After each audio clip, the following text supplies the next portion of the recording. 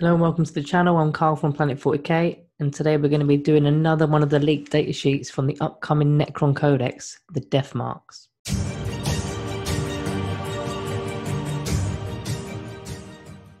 So before we go into the new leak, let's firstly recap their current datasheet.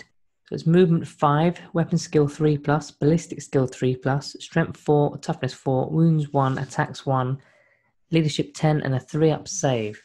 So that's what they currently have stat-wise. Now let's look at the new stat line that's been recently leaked. So most of them are the same, so just a few changes here. So we've got the movement is still 5, weapon skill is 3+, ballistic skill 2+, strength 4, toughness 5, wounds 1, attacks 1, leadership 10, and a 3+ save. So firstly, the ballistic skill has increased from ballistic skill 3+ to 2+, which is fantastic really. Although it's not as overpowered as you think, as you'll find out later in the video. But what it does do is make them so much more reliable now in shooting. That toughness boost from toughness 4 to toughness 5 is also amazing, as these guys are now going to be a hard nut to crack. An average strength 4 weapon is going to be wounding them on 5s rather than 4s. So you'll see a lot of these Deathmarks surviving much longer in the game.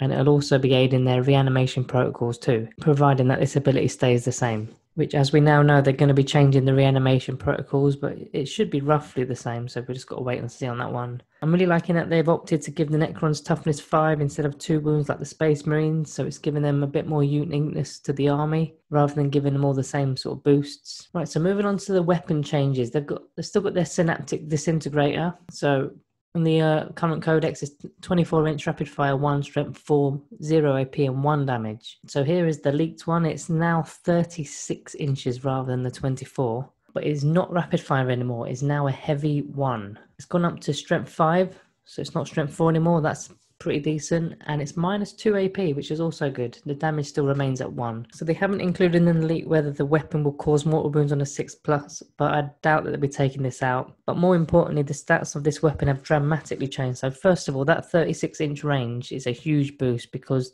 24 seemed to be their downfall in the old codex, as they got into range but then just got blasted off the board or got tagged by close combat units, so they became pretty useless. 36 inches gives them a much better gap between you and the enemy, so you've got plenty of screening units as well that can get in the way, which will keep them alive. And also, because it's 36 inches, you don't need to be deep striking them. You can just have them from turn 1 on an objective and they're in range already. The second thing to note is a nerf, but only slightly. The weapon has now become a heavy weapon rather than a rapid fire weapon. For me, this matches what a sniper looking weapon should be doing anyway.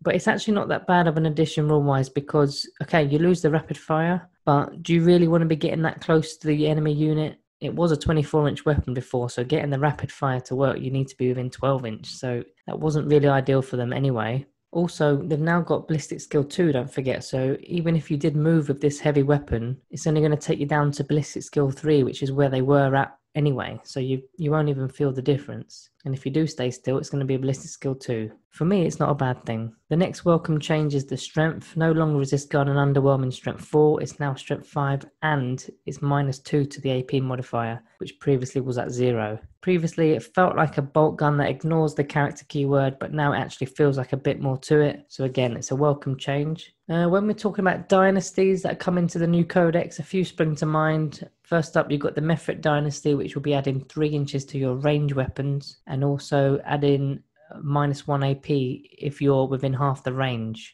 So this would take your weapon to a 39-inch, and it can potentially be a minus 3 AP modifier.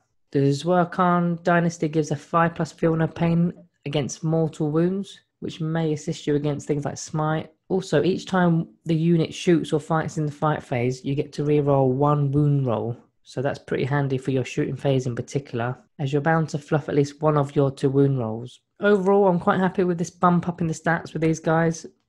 Similar to the Immortals, they should have been toughness 5 a long time ago just by looking at their armor with the bigger pads and whatnot. Okay, they took a slight hit with the weapon now being heavy, but like I said, your ballistic skill is now 2 anyway, so you're not going to feel it really, especially if you don't move anyway. And that increased range and strength and AP of the gun, it makes the gun and the unit a bit more solid for sniping out those characters. Will we be seeing more of these back on the battlefield? Let me know in the comments if you think they're going to be returning. Currently, a lot of things with a lot of point increases at the moment, so fitting them in is sort of a luxury at the moment. It might be a bit of an afterthought once you've built your army list, but I'll definitely be giving them a test drive again in this edition to see how well they pan out. Who knows, maybe the weapon that ignores the Lookout Sir rule may be handy, especially now with the extra, like I said, the extra strength and the extra minus AP. It might actually do something to the character rather than just bounce off their 3+ saves. So guys, over the next few weeks or so, we're going to be doing some more previews and leaks on the Necron units that are going to be coming out in the Codex, so stay tuned for that. We previously dropped a video on the Immortals leak datasheet, so if you haven't seen that, go check it out. Once the Codex has been released, we'll be doing full reviews of all the units with all the new rules within the book. And also, as I mentioned in the other video, once we know all of the actual rules and we've got the Codex in front of us, we can sit down and properly analyse all the rules and the warlord traits, the stratagems, the relics, have a bit more of an in-depth review of every unit in the book, along with tactics and combos. So if you would like to see that, remember to hit the notification bell below to get notified when we do release a video. Feel free to subscribe below as well. It really does support the channel. And hit that like button if you liked the video today and if you want to see more of these leaks. So I'll see you again next time.